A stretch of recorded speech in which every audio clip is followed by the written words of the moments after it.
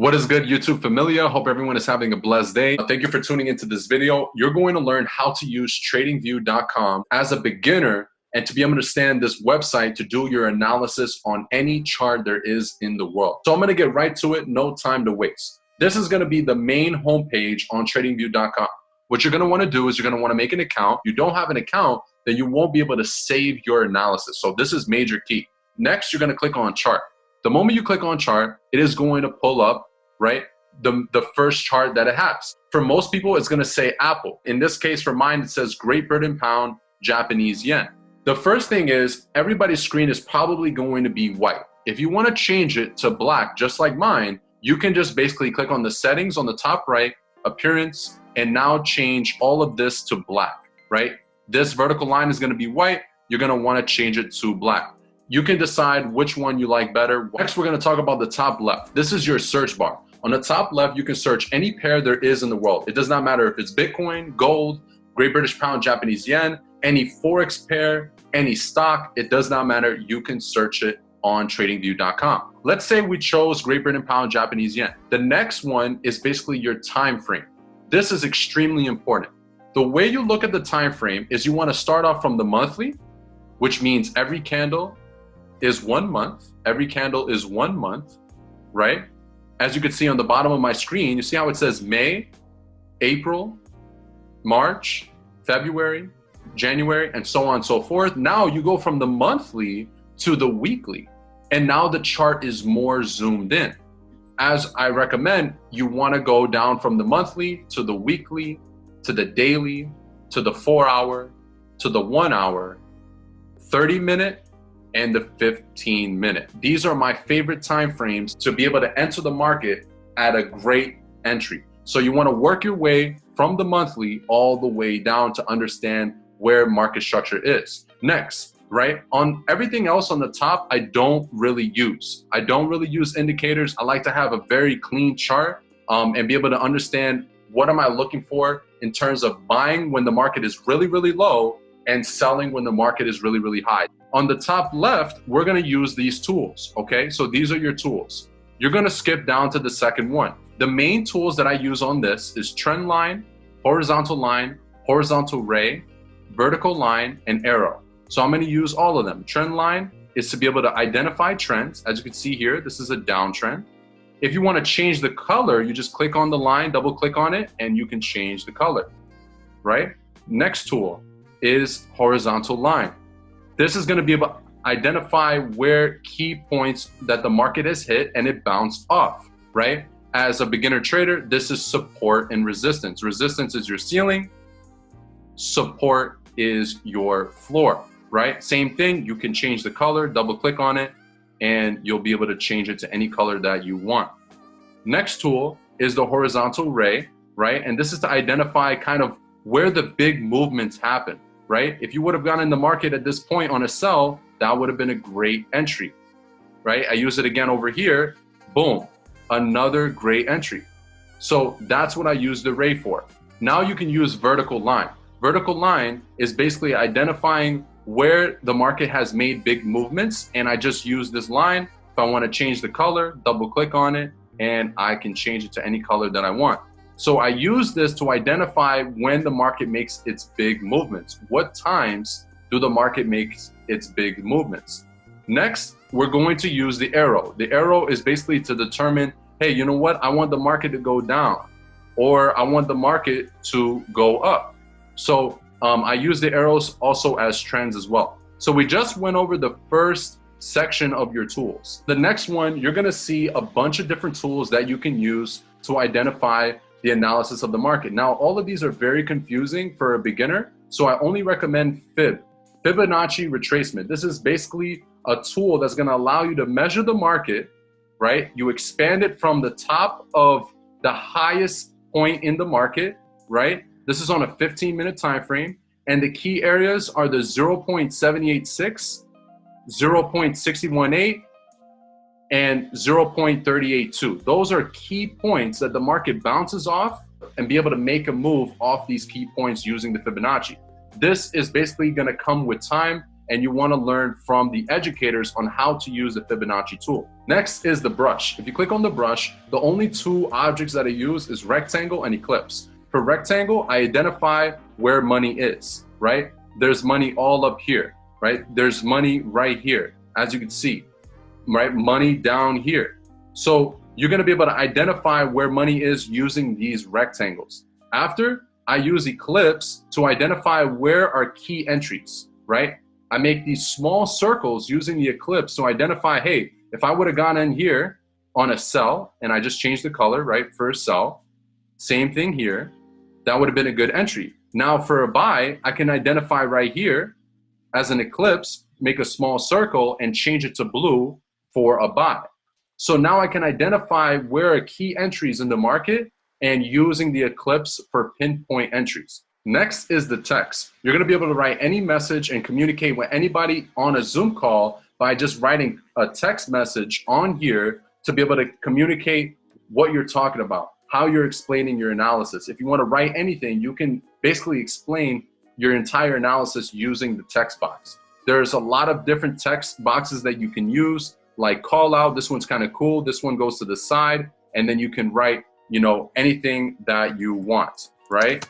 You are a 7-figure trader. It's already done, right? So this is what I like about the text. You can kind of use different arrows. It does not matter. I mostly use the regular text. Next is going to be all pretty much Elliott patterns, anything to do with harmonic patterns, head and shoulders. Now, to be honest with you, the only one that I really use is the head and shoulders. So identify the head and shoulders pattern, and you're going to be able to understand what that is as time goes on in your trading career. I don't really use any of these here.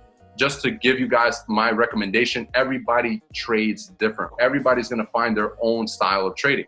Next is long position and short position. These are the only two that I use on this section.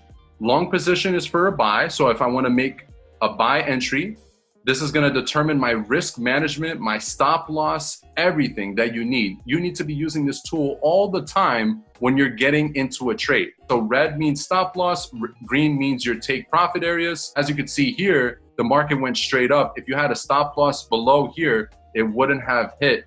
And you want to make sure that you're using, honestly, for all the new traders, under 25 pip stop loss. So what I'm going to do is I'm going to measure this, and I'm going to bring this down until it says 25. So right, you see how it says 24.9? That is your stop loss. And then basically on the top here is your gain, right? So we have a 25 pip stop loss, and this is like a 60 pip gain, right? Now for all the new traders, right? When you're basically in profit on any trade, what you're going to do is you're going to change your stop loss number, this number all the way to the right side of your screen, and you're going to change it to in profit. The way you do that is you go on your MetaTrader 4 and you change the stop loss number to in profit, so you never lose a dime and you always secure the bag in trading. This is extremely important for all the new traders, so that way you don't take as many L's. In life, you have to fall down, but you will always get back up. And changing your stop loss to stop profit is one of the most important things as a trader. So we just went over the long. Short is basically going to be for sell. Same thing, but other way, opposite way. I want to do a 25 pip stop. There we go, 25. You see it says 25.8. And then my gain, I definitely want to do more than 60, right? So this is for sell. You always want to use this risk management tool because you want to know what you're risking, what you're gaining, and understanding, okay, is the market going in your direction? Do you see these candles going down for a sell? And do you see the candles going up for a buy? Next is basically like icons or emojis, if you like to say, that you can put on your charts. Like as you can see here, this is a Bitcoin. You can make it bigger just by raising this up, right? If you want to make it wider, you can do that as well. And they're just basically little icons. You got Bitcoin on there. You have like a little camera. You can use anything you want. And once again, you can change the color by double clicking. The best way that I use the $sign. So once you use the $sign, you can use that to identify where money is. So if I want to identify where money is, I just do this, boom. And you can also use the Bitcoin sign if you want to as well. Next is the ruler. The ruler is the most important thing. This is to measure how many pips you're looking to gain. You want to measure your stop loss and your TP all the time. So let's say I entered the market right here on a sell, right? I'm going to measure, bring the ruler down. You click once and you just bring it down with your mouse. And as you can see here, the only thing that you look at is the top right. It says minus 68.6. That means that the market dropped 68.6 pips in 2 hours and 30 minutes. So the ruler, all you focus on is the right side, the bottom is your time, the top right is the amount of pips that you caught, and you can use this on any occasion. Let's say we entered here in a buy. I'm gonna click here, I'm gonna bring it all the way up, and if you can't see, you just zoom out. 306 pips, 0.5 is the decimal, in a day and 23 hours. So the ruler is very important to measure how many pips are you looking to gain, right? And the same thing with your stop loss, right? If we got in a buy entry right here, right? I'm gonna put a line here. I'm gonna change this to white for an entry, okay? I'm gonna do now another line underneath for a stop loss. And then I do another line for my take profit. You know, I don't need to catch the whole move. I just need to always secure the bag and go for my trading day goal. Everybody's different, 20 pips a day, 40 pips a day, 50 pips a day, right? I wouldn't do more than 50 pips a day because then you're over trading. You're just trying to make more money when you should have a goal, hit that goal every day. At the end of the month, I promise you, you will see results. If I wanna measure the ruler from my white line all the way down to the red line, you can see here it says 28.5. Same thing for the white line to the green line. That's my take profit, 159.8 pips in a day, 8 hours and 30 minutes. So the ruler is extremely important, everybody.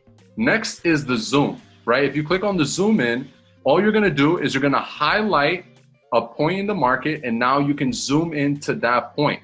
It's pretty unique, it's pretty cool. You know, that way it's easier. And by the way, on the top, if you want to undo what you just did, you click these arrows to go back. So that is another tool to be able to zoom in into the market so you can get a better picture. The magnet I do not use, the drawing mode I do not use, and lock all drawing tools I do not use. So all of these on the bottom, I don't use, these 4, and the only thing I use is the trash, right? If you want to delete everything, I just click this, boom, everything is gone. And you can start from square one. That is pretty much the tools on the left side of your screen. We talked about the search bar. We talked about your time frame. This is the undo button. Now on the right side of your screen, I know you see all this craziness, and it's really simple. This is your watch list. If you want to choose any favorite pairs to look at, these are my top 5 trading pairs, right? USD Canadian dollar, SPX 500, Great Britain pound US dollar, gold, and AUD USD. All I have to do is type in on the top the pair that I want to add. Let's say, for example, this one, and boom. You want to click on the top one, the main one, right? And now it saves it in here just in case if I want to look at it at an easier access. Add your favorite pairs to the watch list, and I recommend to have no more than 5 pairs to trade. You don't want to be trading way more than 5 because it's kind of like classes. If you're taking too many classes at school, you're going to get overwhelmed. Same thing with trading. Have 5 favorite pairs and just stick with those. I know a lot of traders that just have 1, just have maybe 2, but I would recommend no more than 5. If you want to bring this screen to the right side, you can just drag it right here, and now you can see the full screen of the chart. I know this looks crazy for the newest person, but you are going to get a hang of it. Anything that you do over and over, repetition creates confidence. Keep using TradingView as much as possible. And by the way, once you do your analysis and you want to share it with somebody, you're going to click on the top right, click on the camera, and now you can copy it and you can send the link to anybody so that way you guys can discuss your analysis together. Here are some key tips that I recommend for trading for anybody that is brand new. So number 1 is that you don't want to over leverage. You want to use proper risk management. You don't want to have a $100 account and do $3 per pip, because if the market goes down 30 pips, you lose 90% of your account. So make sure you're using proper risk management and don't over leverage. Next is that you want to have the appropriate trading window, right? What times are you trading?